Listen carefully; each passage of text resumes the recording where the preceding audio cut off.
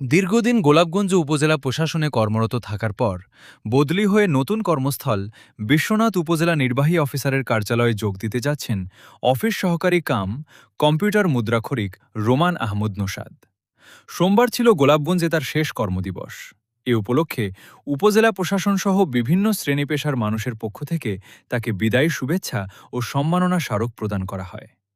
শেষ কর্মদিবসে উপজেলা প্রশাসনের কর্মকর্তা কর্মচারী, বীর মুক্তিযোদ্ধা, বিভিন্ন ইউনিয়নের চেয়ারম্যান, ইমাম, রাজনৈতিক ব্যক্তিবর্গ, জুলাই যোদ্ধা, ৭ শহীদ পরিবারের সদস্য, গোলাপগঞ্জে কর্মরত সাংবাদিক, ইউপি প্রশাসনিক কর্মকর্তা, হিসাব সহকারী, ইউনিয়ন পরিষদের উদ্যোক্তা ও উপজেলা কর্মচারীবৃন্দ তাকে শুভেচ্ছা জানান এবং সম্মাননা স্মারক প্রদান করেন।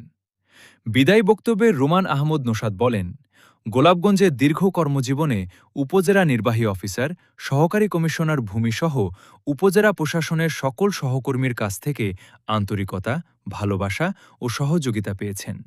পাশাপাশি রাজনৈতিক ও সামাজিক অঙ্গনের সম্মানিত ব্যক্তিবর্গ এবং সাংবাদিকদের কাছ থেকেও দায়িত্ব পালনে সবসময় সহযোগিতা ও সহমর্মিতা পেয়েছেন।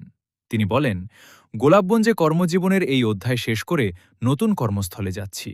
তবে এখানকার মানুষ, সহকর্মী এবং দীর্ঘদিনের কর্মজীবনের অসংখ্য স্মৃতি সঙ্গে করে নিয়ে যাচ্ছি। দায়িত্ব পালনে কোনো ভুল ত্রুটি হয়ে থাকলে সবাই ক্ষমাসুন্দর দৃষ্টিতে দেখবেন। ভবিষ্যতেও সবারবার ভালোবাসা, দোয়া ও সহযোগিতা প্রত্যাশা করছি।